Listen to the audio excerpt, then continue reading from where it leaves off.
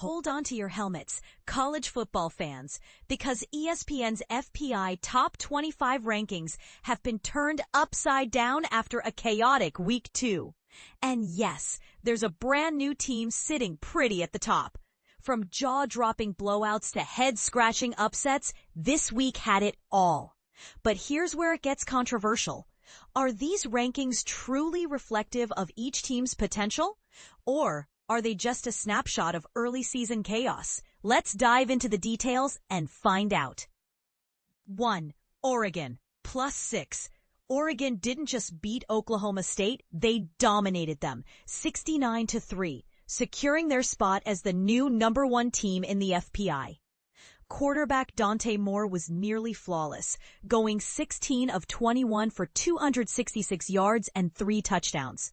Meanwhile, Noah Whittington and Jayden Limar combined for 178 yards and 2 touchdowns on just 10 carries. And let's not forget the defense, which forced 2 pick sixes. But here's the question. Can they sustain this level of dominance against tougher opponents? 2. Texas slipped a spot despite a commanding 38-7 win over San Jose State. Arch Manning shone with 295 passing yards, 4 touchdowns and 1 interception, while also adding a rushing touchdown. This was a much-needed bounce-back game for the Longhorns. But is their slight drop in the rankings justified? Let us know what you think in the comments. 3. Ohio State. After a Week 1 win over Texas, the Buckeyes crushed Grambling State 70-0, holding steady at number 3. Julian Sayin threw for 306 yards and 4 touchdowns, while Bo Jackson, no, not that Bo Jackson, rushed for 108 yards and a score. Jeremiah Smith was unstoppable, hauling in 5 catches for 119 yards and 2 touchdowns. But with such a lopsided victory, are they truly being tested? 4. Alabama, +9. Alabama took out their frustrations on Louisiana Monroe with a staggering 73-0 win. Ty Simpson was perfect, completing all 17 of his passes for 226 yards and 3 touchdowns. The Crimson Tide built a 42-0 halftime lead and never looked back. But here's the controversial part. Is this ranking jump based on one blowout, or is Alabama truly back in championship form? 5. USC, +1. The Trojans moved up 1 spot after a 59-20 win over Georgia Southern. Jayden Limar was electric, throwing for 412 yards and 4 touchdowns. Lincoln Riley seems to have found his quarterback. But can USC maintain this momentum in Big Ten play? And this is the part most people miss. Their schedule gets tougher next week at Purdue. 6. Georgia. Georgia's 28-6 win over Austin Peay was controlling but unspectacular, causing them to drop 2 spots. Nate Frazier and Chauncey Bowens each had 2 touchdowns, but the Bulldogs' performance raised questions. Are they underperforming, or is this just a minor hiccup? Share your thoughts below. 7.